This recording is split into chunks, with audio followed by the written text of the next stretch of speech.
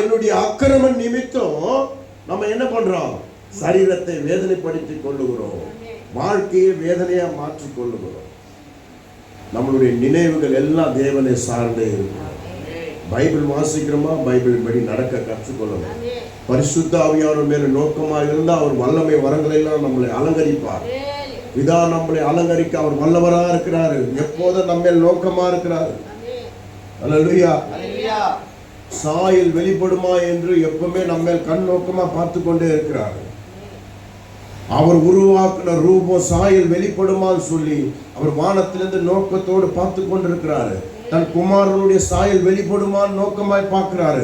யாரை பார்க்கிறாரு? நம்மளதான் பார்க்கிறாரு. நாமளும் அக்கிரம சிந்தையோடு ஓடணும்னா அவர் எப்படி எனக்குள்ள இருந்து வெளிப்பட ஆரம்பிப்பாரு. அல்லேலூயா, அல்லேலூயா. நல்ல சத்தமா சொல்லுங்க. எந்த ஒரு வேதனையும் என்னை உருவ குத்த முடியாது, என்னை காயப்படுத்த முடியாது. எத்தனை பேர் சொல்லுவீங்க? தீர்மானங்களை புரட்டுவதனால் காயம் வரும்.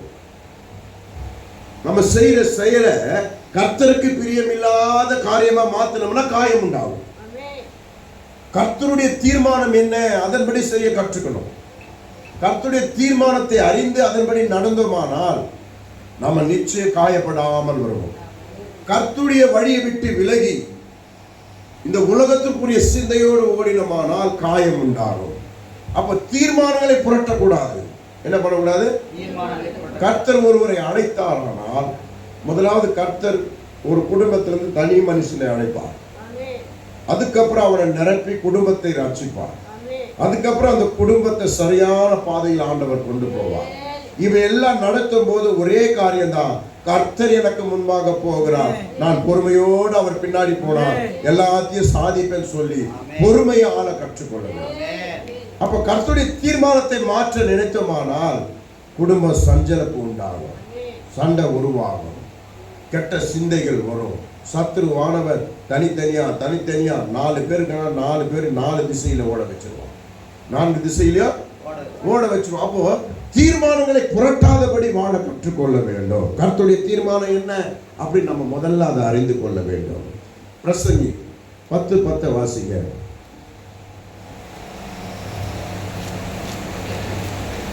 பிரசங்கி 10:10.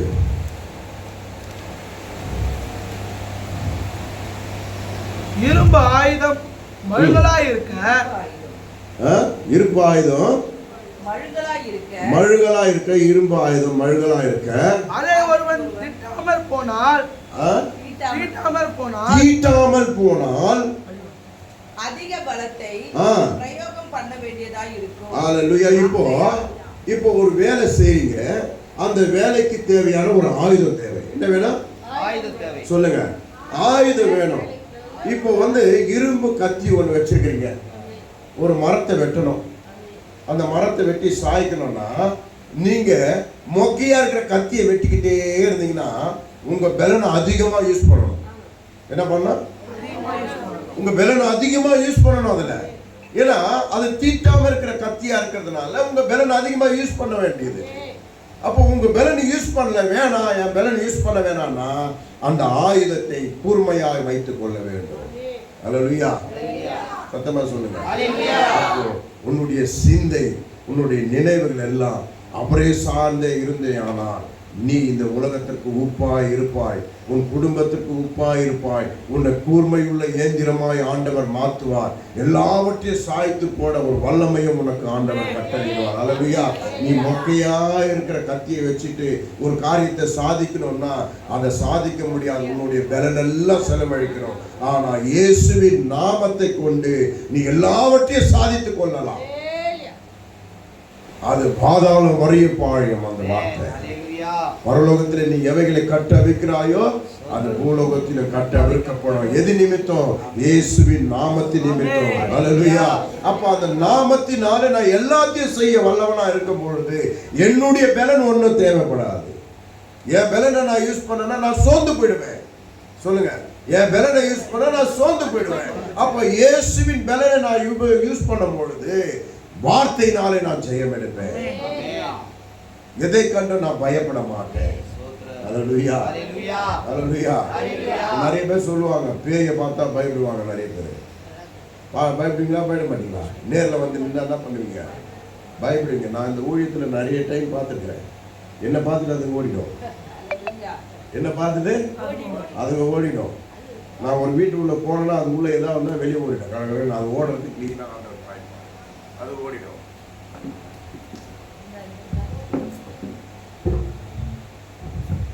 அல்லேலூயா. அப்போ அந்த பேயை பார்த்துட்டு நம்ம பயப்படக்கூடாது. அது காட்டிலும் பெரியவர் எனக்குள்ள. அந்த பலனை தான் நம்மள முழுமையாய் நடத்தும். அல்லேலூயா.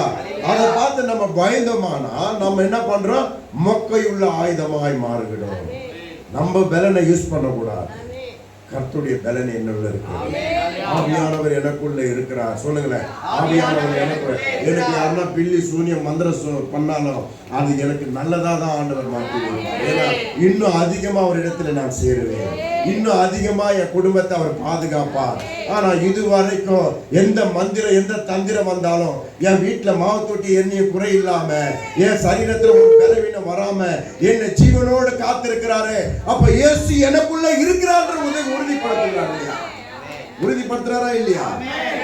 என்னதான் உனக்கு மந்திர விரோதமா எழும்பினாலும், என்னதான் சத்துருவான சூழ்ச்சி பண்ணாலும், நீ இன்னும் கீழே விழனா கர்த்தர் உன்னோடு தான் இருக்கிறார்.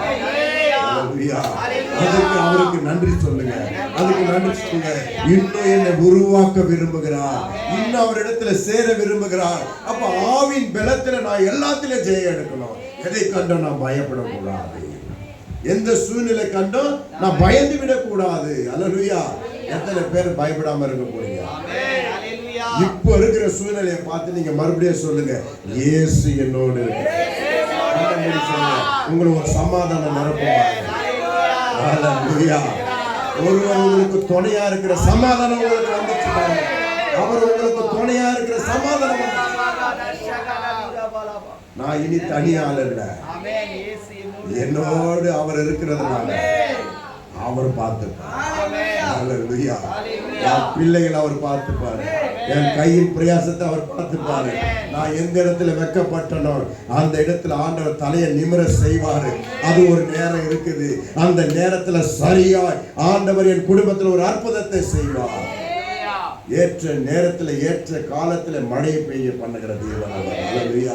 அந்த மழைக்காக, அந்த கையளவு மேகத்திற்காக என்னை பலப்படுத்தி வாழ்ந்து கொண்டிருக்கிறேன்.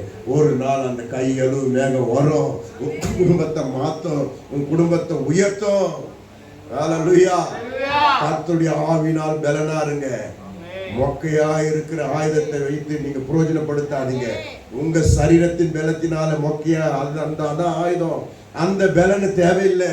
ஆவியானவர் பலன் எனக்குள்ள இருந்தா போதும். ஒரு வார்த்தை இயேசுவின் நாமத்தினால சொன்னா போதும், சத்துருடைய செயல் எல்லாம் ஆண்டவர் அழிச்சிடுவார். இது உறுதியா நினைச்சிருக்கணும். வாக்கு. அல்லேலூயா. விசுவாசத்தோடு இருக்கணும் அவரிடத்துல.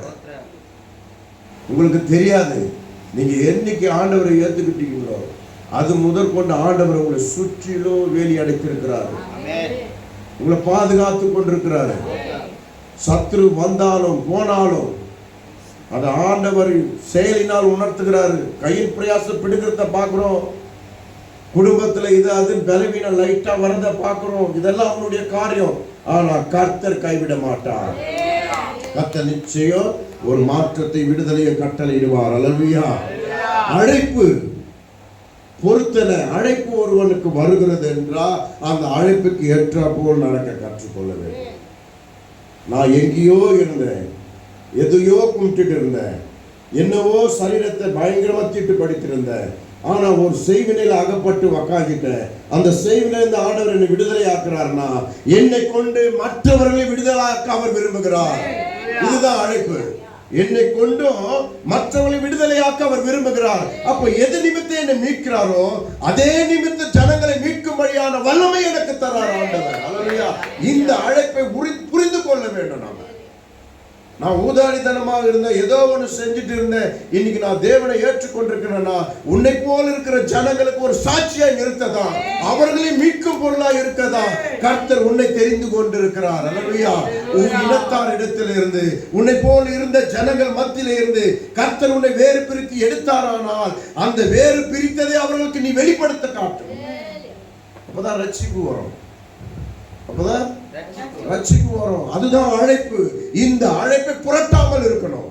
ஏதோ என்ன காப்பாத்தினார், ஏதோ பண்ணாரு விடு, நம்ம வழக்கம் போல நம்ம எல்லா காரியத்தை பண்ணுவோம், பழையபடியே இருப்போம், பழைய சுபாவத்தில் இருப்போம் இருந்தா இது அழைப்பை புரட்டி போடுகிறதுக்கு காரணம். இது மறுபடியும் காயப்படுத்துற மாதிரி சத்துருவுடைய செயல் குடும்பத்துல வரும். அப்போ இனி வரக்கூடாதுன்னா கர்த்தர் என்னை அழைத்தாரா அழைக்கலையா அவரிடத்துல பேச கற்றுக்கொள்ள வேண்டும். என்னை ஏன் அழைச்சிங்க, என்னை ஏன் காப்பாத்தி இருக்கிறீங்க, உங்களுடைய நோக்கம் என்ன?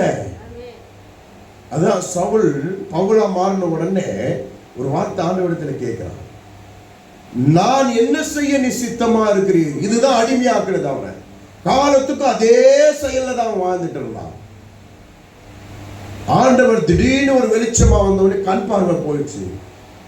நீங்க யார் ஆண்டவர் கேட்கும் போது நீ துன்பப்படுத்துகிற இயேசு நான் தான் சொல்லி தன்னை ஆண்டவர் வெளிப்படுத்தினார். உடனே அவன் மனம் திரும்பி என்ன சொன்னான், நான் என்ன செய்ய நீ சித்தமா இருக்கிறேன். இதுதான் கரெக்டான அழைப்புக்கு காரணம். இதுல இருந்து புரட்டக்கூடாது. நான் விடுதலை ஆன இதுக்கப்புறம் எனக்கு என்ன இருக்கு அப்படின்னு சொல்லிட்டு பழைய சுபாவத்தில் பழையபடியே இருக்க ஆரம்பிச்சோமானா மறுபடியும் சத்துருவானவன் காயப்படுத்த வருவான். நாம என்ன பண்ணணும், தேவனை முழுமையாய் தேட கற்றுக்கொள்ள வேண்டும். இதுக்கு முன்பாக எப்படி இருந்தேன், இப்போ சத்துரு காயப்படுத்த வந்தான், அந்த காயத்திலிருந்து ஆண்டவர் விடுதலை ஆக்கினாரு. இதுக்கப்புறம் தேவனுக்குன்னு ஒரு நேரத்தை ஏற்படுத்துவேன், காலையில எழுந்த சமூகத்துல உட்காருவேன், அவர் என்னை ஏன் தெரிந்து கொண்டார் என்று கேட்பேன், என்னை வைத்து என்ன செய்ய போறீங்கன்னு கேட்பேன். அதுதான் அழைப்புக்குரிய வழி எனக்கு திறந்து தருவார் ஆண்டவர். அதுதான் காயப்படுத்தாத காரியம், அதுதான் காயப்படுத்தாத காரியம். அல்லேலூயா. ஒரு மனுஷன் உதவி பண்றானா அவன் ஏதோ ஒரு உதவி உங்ககிட்ட இருந்து எதிர்பார்க்கிறான். இல்ல சும்மா யாரும் உதவி செய்ய மாட்டார். அப்போ ஆண்டவர் உன்னை உதவி செய்து மீட்கிறாருன்னா அவருக்கு ஆட்கள் குறைவா இருக்குது வேலை செய்ய. அதுக்காக தான் உன்னை அழைக்கிறார். அறுவடையோ மிகுதி, ஆட்களோ கம்மியா இருக்கிறாங்க. இந்த மகனை பிடிச்சா கண்டிப்பா எனக்காக வேலை செய்வான், இந்த மகனை பிடிச்சா கண்டிப்பா எனக்காக வேலை செய்வார் சொல்லி அழைப்புக்கு ஏற்ற விடுதலை ஆண்டவர் கொடுக்கிறதை நம்ம அறிந்து கொள்ள வேண்டும். அல்லேலூயா. அழைப்பு. சில பேர் சாட்சி சொல்லுவாங்க, எங்க வீட்டுல இவங்க ரட்சிக்கப்பட்டாங்க அதனால நான் ரட்சிக்கப்பட்டேன். அதெல்லாம் அழைப்பல்ல. அதெல்லாம் ஒரு குடும்ப வேதனையிலும் பாடுகளிலும் இருக்கும் பொழுது, பில்லி சூன்ய மந்திரத்தில் அகப்பட்டு இருக்கும் போது, கையின் பிரயாசத்தை சத்துரு திருடி ஒண்ணும் இல்லாம சுற்றி 4 பக்கமும் செவுறு அடைக்கப்பட்ட நிலையில் இருக்கிற குடும்பத்தை கர்த்தருடைய வெளிச்சம் விடுதலையாக்குது பாருங்க. அந்த குடும்பத்தை வைத்து ஆண்டவர் ஏதோ செய்ய விரும்புகிறார் என்றார். அந்த குடும்பத்தை வைத்து அவர் ஊழியத்தை நடத்த வேண்டும் என்றார். அந்த அழைப்பை புரட்டாமல் இருக்க வேண்டும். அல்லேலூயா.